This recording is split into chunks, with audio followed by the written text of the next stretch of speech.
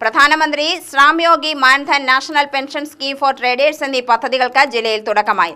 അസംഘടിത മേഖലയിൽ 40 വയസ്സിന് താഴെയുള്ളവർ ഏതെങ്കിലും പെൻഷൻ സ്കീമിൽ ഉൾപ്പെട്ടിട്ടില്ലെങ്കിൽ സ്കീമിന്റെ ഭാഗമാകണമെന്ന് ജില്ലാ കളക്ടർ ജി പ്രിയങ്ക പറഞ്ഞു. പദ്ധതികളുടെ ജില്ലാതല ഉദ്ഘാടനം ജില്ലാ കളക്ടർ ജി പ്രിയങ്ക നിർവഹിച്ചു. നാഷണൽ പെൻഷൻ സ്കീമിനെ കുറിച്ചുള്ള അവബോധം താഴെത്തട്ടിലേക്ക് വരെ എത്തിക്കാൻ കഴിയണമെന്നും അവർ പറഞ്ഞു. സർക്കാരിന്റെ സ്കീമുകൾ ജനങ്ങളിലേക്ക് എത്തിയാൽ മാത്രമേ അവ വിജയിക്കുകയുള്ളൂ. കൂടാതെ ബ്ലോക്ക്, താലൂക്ക്, പഞ്ചായത്ത് തലത്തിലും ഇത്തരം പ്രോഗ്രാമുകളും ക്യാമ്പുകളും സംഘടിപ്പിക്കണമെന്ന് ജില്ലാ കളക്ടർ പറഞ്ഞു. കോമൺ സർവീസ് സെന്ററിൽ അപേക്ഷ നൽകുന്നതിന് ക്യാമ്പുകളും ക്യാമ്പയിനുകളും ആരംഭിക്കണം. അസംഘടിത മേഖലയാണെങ്കിലും നിരവധി യൂണിയനുകളും അസോസിയേഷനുകളും ഉള്ളതാണ് കേരളത്തിന്റെ ശക്തി. സ്കീമിലേക്ക് അതിഥി തൊഴിലാളികളെ കൂടി എൻറോൾ ചെയ്യുന്നതിനായുള്ള ക്യാമ്പയിനുകളും സംഘടിപ്പിക്കണം.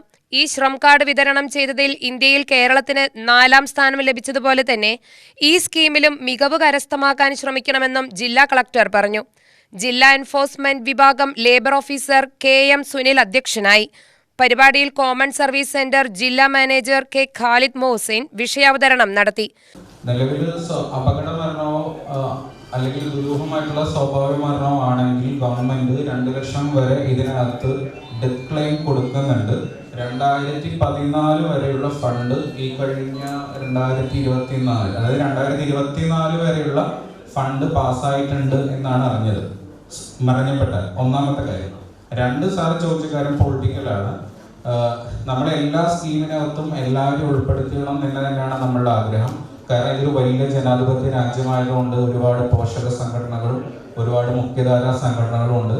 ഇതിനകത്ത് എല്ലാവരും അവരുടേതായ പങ്ക് വഹിക്കണം. ഒരു രാജ്യം മുന്നോട്ട് വരണമെന്നുണ്ടെങ്കിൽ ഞാനടക്കമുള്ള സാറടക്കമുള്ള എല്ലാ പൗരനും കൃത്യമായ കോൺട്രിബ്യൂഷൻ ചെയ്ത് കഴിഞ്ഞാൽ മാത്രമേ ഈ രാജ്യം മുന്നോട്ട് വരുള്ളൂ. അതിന് എല്ലാവിധ സംഘടനകളുടെയും സഹായം ഞങ്ങൾക്ക് എപ്പോഴും ആവശ്യമാണ്.